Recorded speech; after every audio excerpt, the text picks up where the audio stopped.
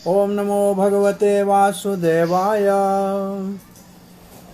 नमो भगवते वासुदेवाय। ओम नमो भगवते वासुदेवाय। ओम नमो भगवते वासुदेवाय। ओम नमो भगवते वासुदेवाय। ओम नमो भगवते वासुदेवाय। नारायणं नमस्कृत्यं नरं चैव नरोत्तमं देवीं सरस्वतीं व्यासं ततो जयमुदीरये।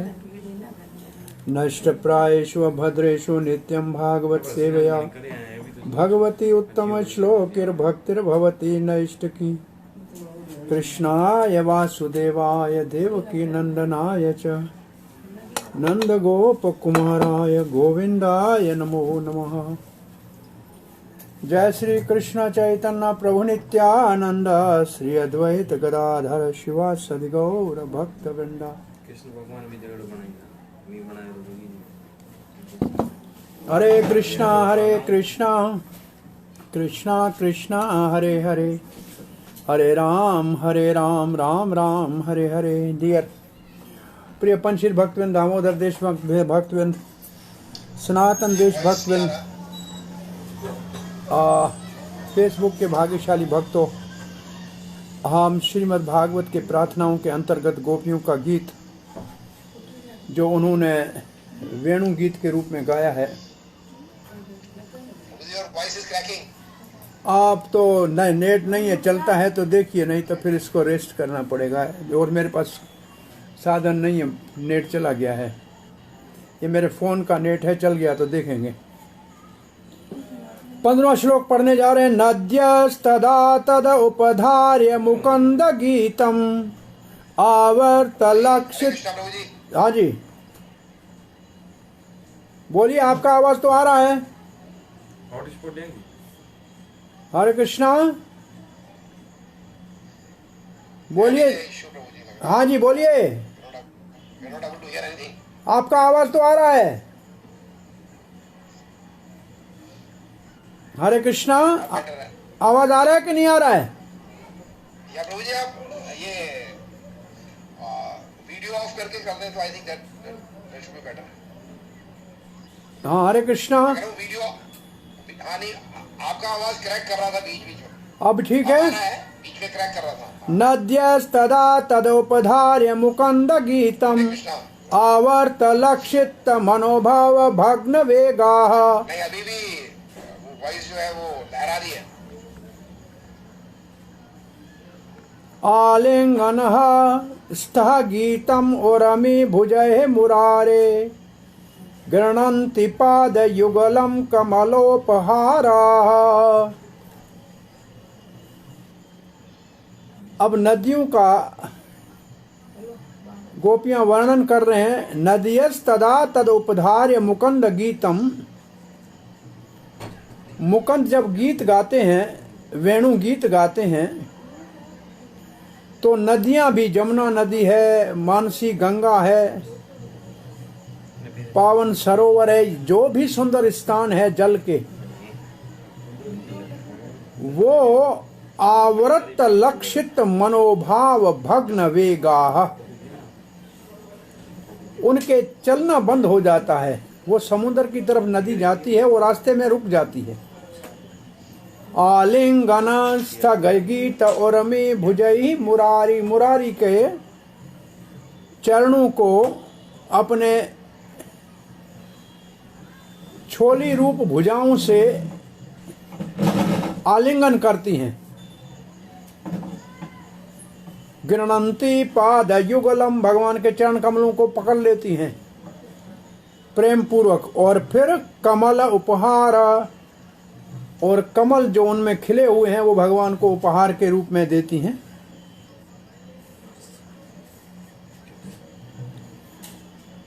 भगवान की वेणु गीत को सुनकर नदियां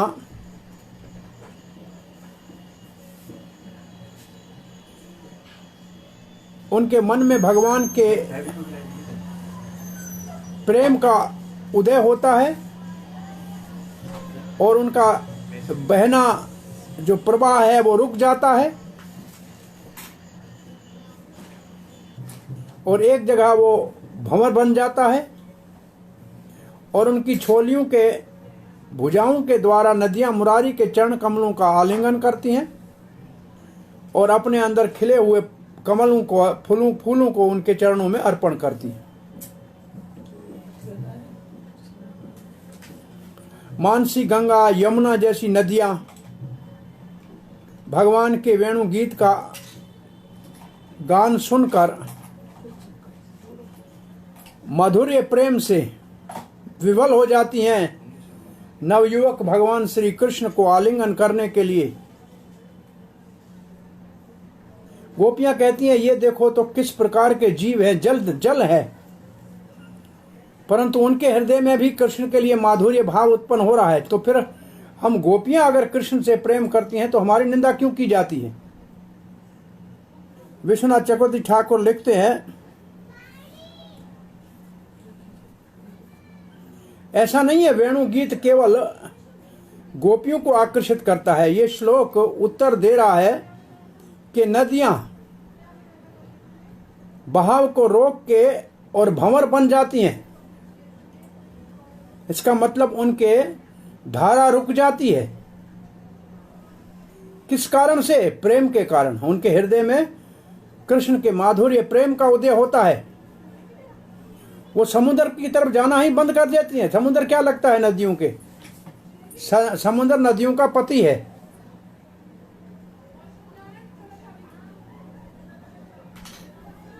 और उनमें बहुत लज्जा है, वो अपने आप को रोक लेती हैं और जैसे ही उनका पानी रुकावट के कारण ऊपर उठता है तो जो छोलियां बनती हैं वो भुजाएं बनाकर मुरारी के चरणों को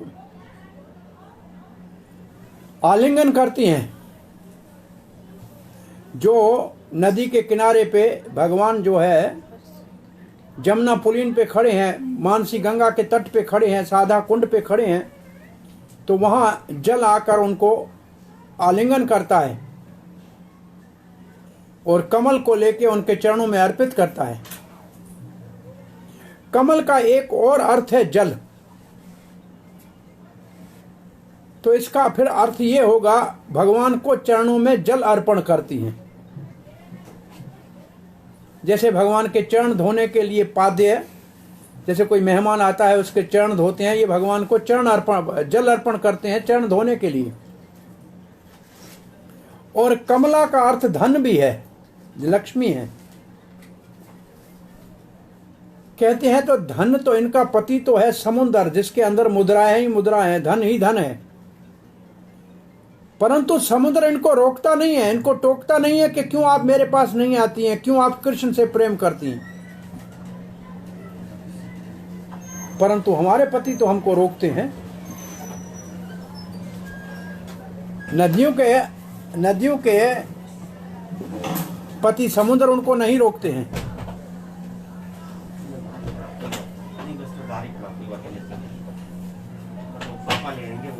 अपने भावों को रोकने में असमर्थ नदियां, जो वैसे तो जड़ है, कोई चेतन नहीं है, परंतु उनके हृदय में कृष्ण प्रेम के भाव के उदय होने के कारण। हाँ जी बोलिए। हाँ जी, हरे कृष्णा बोलिए। हरे कृष्णा। विष्णु प्रभु जी, बीच बीच में वॉइस आपका डिसअपियर हो रहा है, गायब हो रहा है। अब ये मेरे बस में नहीं है, इसको चालू रखना है कि बंद करना है, क्योंकि मैं नेट मेरे हाथ में नहीं है। चलिए तो फिर चालू रखते हैं, जितना कुछ तो जो भी 10 मिनट और इसे एक ये श्लोक पूरा कर लेते हैं। ठीक है प्रभु। तो नदियां अपने भावों को नियंत्रण में न रखने के कारण वो जड़ होते हुए भी चेतन की तरह अति आकर्षण के साथ भगवान के माधुर्य रस का प्रकट्य कर उनके हृदय में हो जाता है। यमुना नदी है कि मानसी गंगा है, वो भी बड़े ध्यान से कृष्ण की बांसुरी के ध्वनि को सुनती हैं और जो राग उसमें गाया जाता है इतना आनंदमय है, और जिससे भगवान का सानिध्य मुकुंद का हो जाता है तो सब संकट समाप्त हो जाते हैं, क्योंकि मुकुंद आनंद का सागर है। और जो उनके अंदर भंवर बनते हैं उसका अर्थ है कि उनके हृदय में बहुत भाव उत्पन्न होते हैं भगवान को प्राप्त करने के।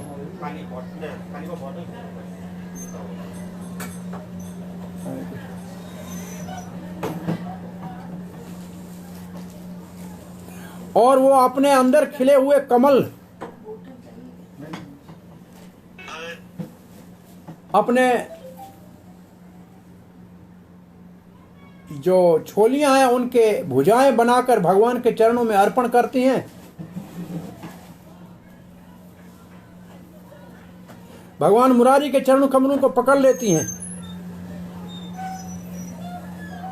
आलिंगन करती हैं।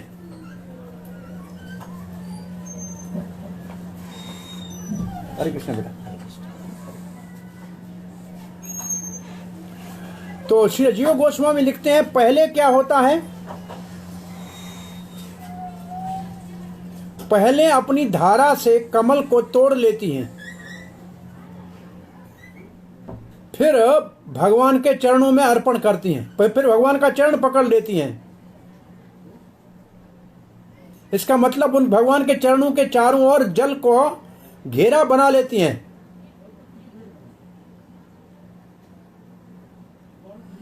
ये बांसुरी की धुनी सुनकर और इन नदियों के अंदर, इन जल के अंदर ऐसे भाव उत्पन्न होते हैं अपने प्रीतम कृष्ण के लिए। और विशेष रूप से ये कमल जो ब्रज में प्रकट होते हैं और ब्रज की सरोवरों और नदियों में प्रकट होते हैं, वो तो विशेष रूप से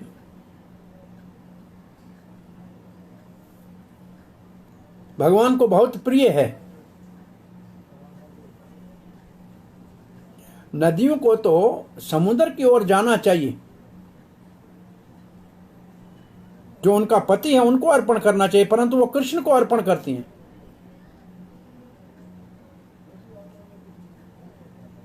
ये वृंदावन की नदियां और वृंदावन के कमल कृष्ण के चरणों का ही आलिंगन करना चाहते हैं। वामन पुराण में लिखा है, मुरारी नाम का एक असुर था जिसको भगवान ने, जिसका उद्धार किया था। गोपियां भगवान के चरणों को नारायण, कृष्ण जैसे नारायण है, उससे जल, गंगा का जल कहां से निकला है? भगवान नारायण के चरणों से निकला है। इसलिए वो कृष्ण के प्रेम करने से अपनी मर्यादा और सत्यत्व को भंग नहीं करते हैं। ये गंगा कहां से निकली है? भगवान के चरणों से निकली है।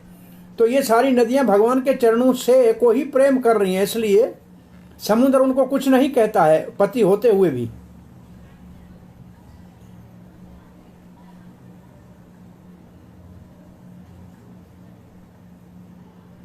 ये नदियां बहुत सौभाग्यशाली हैं। भगवान के बांसुरी की धुनी सुनकर हमको कह रही हैं कि आप भी शुद्ध सिद्धि को प्राप्त करो, जन्म सफल करो, कृष्ण के प्रति प्रेम को बढ़ाओ। परंतु हम क्या करें? हम तो अपने घर गृहस्थी से मुक्त नहीं हो पा रही, और न ही हमारी इतनी बड़ी भुजाएं हैं जिससे हम कृष्ण का आलिंगन करें।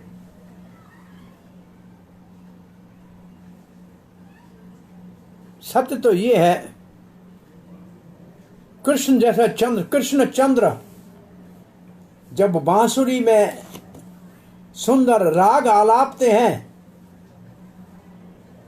सूखे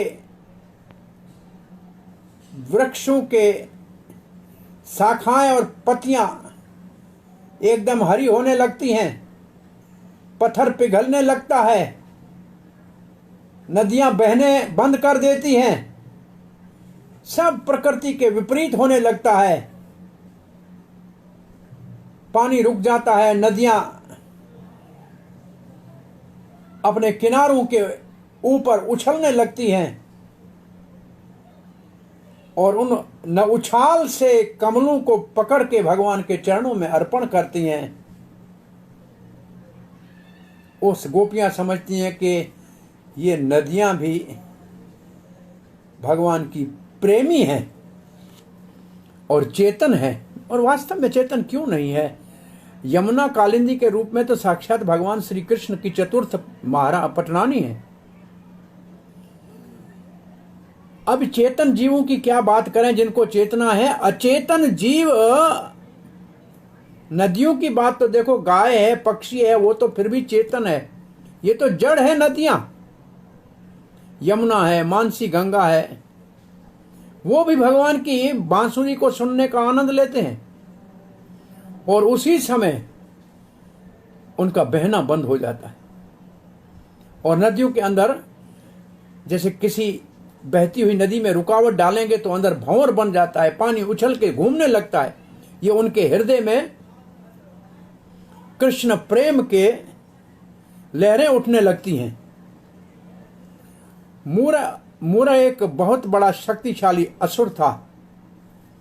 शंकर जी ने उनको एक आशीर्वाद दिया था, जो भी उनके वक्षस्थल पे हाथ रखेगा वो मर जाएगा। ये वामन पुराण में वर्णन है। वो नारायण का शत्रु था। तस्मान नंदात्मजो अयम ते नारायण समो गुणैः। गर्गाचार्य ने जब नामकरण संस्कार किया था भगवान श्री कृष्ण का, तो कहा था कि ये नारायण के समान गुणों में रहेगा। तो गर्ग से ये समाचार मिला था, तो ब्रजवासी कृष्ण को नारायण के नाम से भी कहते थे और कहते उनके समान इनके गुण होंगे। जैसे पहले उन्हें मूरा को मारा था,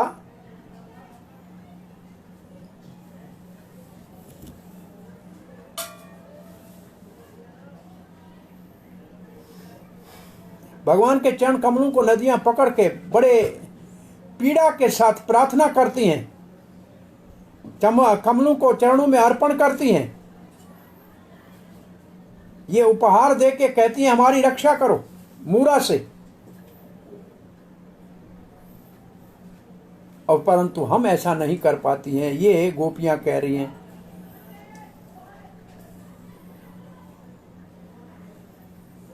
मुरारी के वेणु गीत आनंद देता है मुकुंद, जिसके मुख में कुंद जैसे पुष्प मुस्कुराहट है। मुकुंद का अर्थ है मुख, कुंद मुख का अर्थ है जिनका मुख मंडल, और कुंद का अर्थ है और जैस्मिन के पुष्प। तो कुंद, मुकुंद मुस्कुराना, इसका मतलब सुख देना। तो मुरारी जो है उसका संगीत सुख देता है मुकुंद, क्योंकि ये अमृत, ये साक्षात अमृत का भरा हुआ है। और नदियों की लहरें इच्छाओं का रूप धारण कर लेती हैं।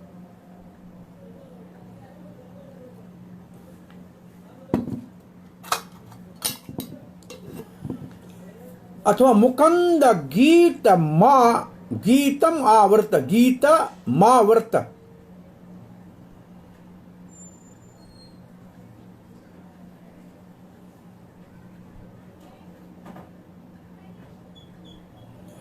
कृष्ण के वेणु गीत के मां का मतलब धन। उस धन को प्राप्त करने के लिए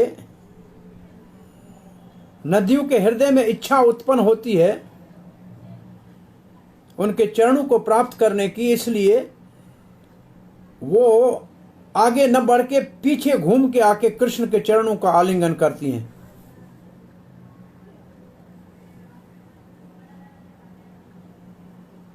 बड़े उनके हृदय में प्रेम के भाव उत्पन्न होते हैं।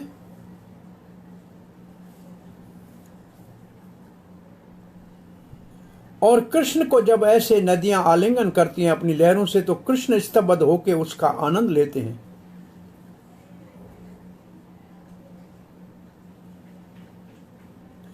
और नदियां रुक जाती हैं और कृष्ण भी रुक जाते हैं, वो उनका आलिंगन करके सुख लेती हैं। और लक्ष्मी, कमला, इसका मतलब लक्ष्मी है, उसको अर्पण करती हैं। वैसे लक्ष्मी भी समुद्र से उत्पन्न हुई है, लक्ष्मी की पूजा करनी चाहिए, परंतु वो इतनी भाग्यशाली हैं कि लक्ष्मी कमला भगवान को अर्पण करती हैं। और हम इतनी अभागिनी है कि भगवान को जाके वन में देख नहीं सकते। एक और अर्थ इसका सनातन गोस्वामी पाद करते हैं कि भगवान के वेणुगोत का श्रवण करके नदियां अपना स्वाभाविक प्रवाह जो समुद्र की तरफ होता है,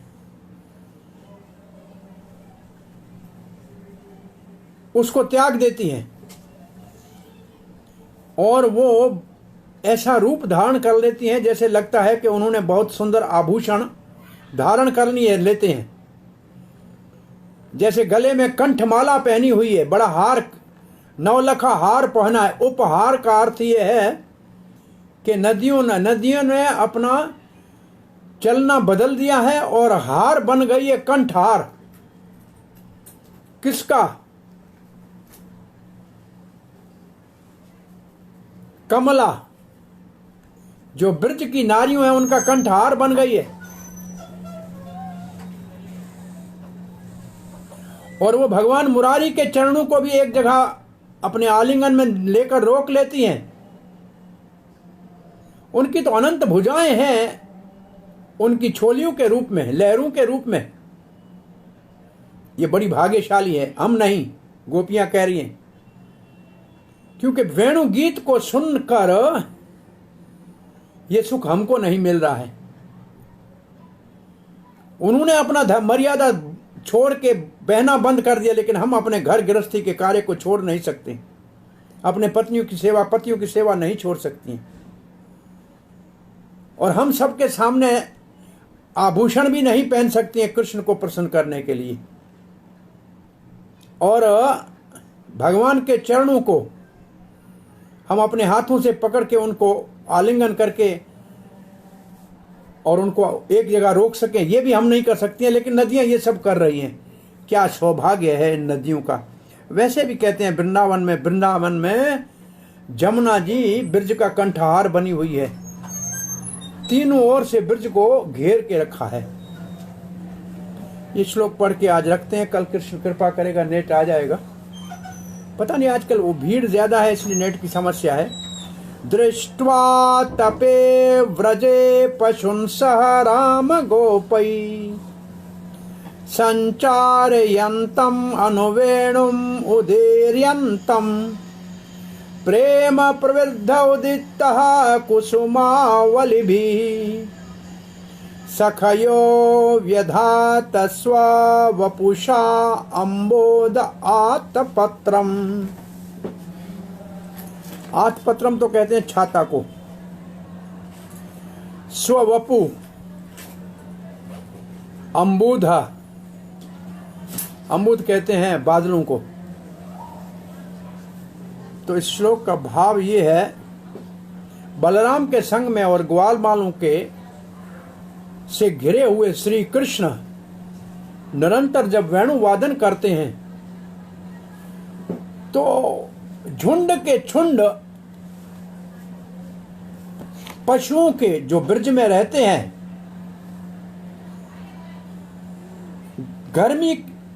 पूर्ण गर्मी की ऋतु की होती है, ऊपर से सूरज तपा हुआ होता है, परंतु वो कृष्ण को घेर लेते हैं। और ये देखकर आकाश में बादल जो है वो चारों ओर से अपने प्रेम को इतना विस्तृत करते हैं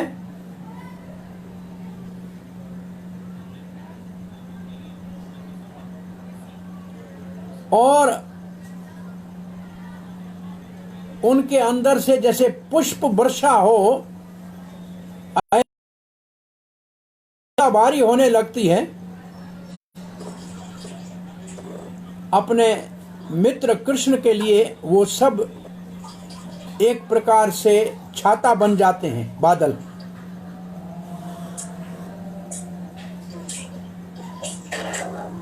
छाया कर लेते हैं। तो ये है दृष्टवा, जब देखते हैं, कौन देखते हैं? बादल देखते हैं। तप व्रज पशु, ब्रज के सारे पशु गर्मी सूर्य की के साथ से जल रहे हैं। सराम गोपई बलराम और गोपों के संग श्री कृष्ण संचारयंतम अनुरयंतम, जब वो पशु पालन कर रहे हैं तो और गर्मी ऊपर से बहुत है,